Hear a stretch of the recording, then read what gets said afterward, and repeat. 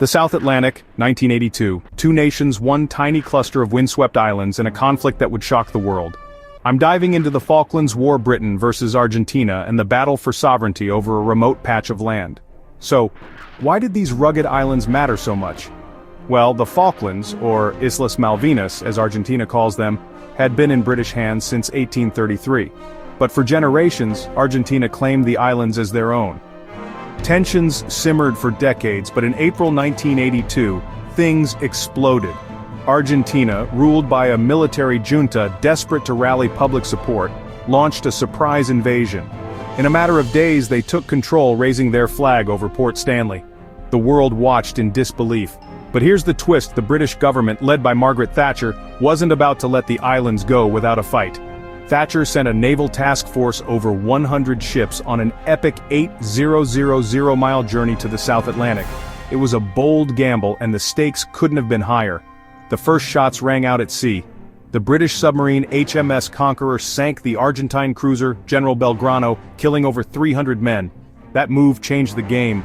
Suddenly both sides knew this was no low-stakes standoff. The battles came thick and fast. Goose Green Mount tumbled down Mount Longdon. British troops, many barely out of school, slogged through freezing mud and howling winds.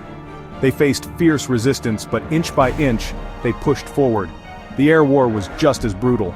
Argentina's pilots launched daring attacks, sinking several British ships, including the HMS Sheffield.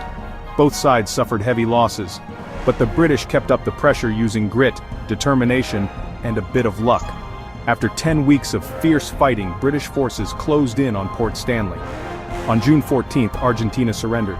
The Union Jack was raised once again. In the end, nearly 1,000 lives were lost, but Britain held the islands. The Falklands War was short, but its impact was massive. In Britain, it boosted national pride and cemented Thatcher's reputation as the Iron Lady. In Argentina, the defeat led to the fall of the military junta, but the legacy lives on. To this day, the islands remain a point of pride, pain, and political tension between the two nations. So, why did a distant, windswept archipelago spark such passion and bloodshed? Sometimes history turns on the smallest of places. The Falklands War proved that, in dramatic fashion. If you want to see more stories that shaped our world, don't forget to subscribe. Thanks for watching.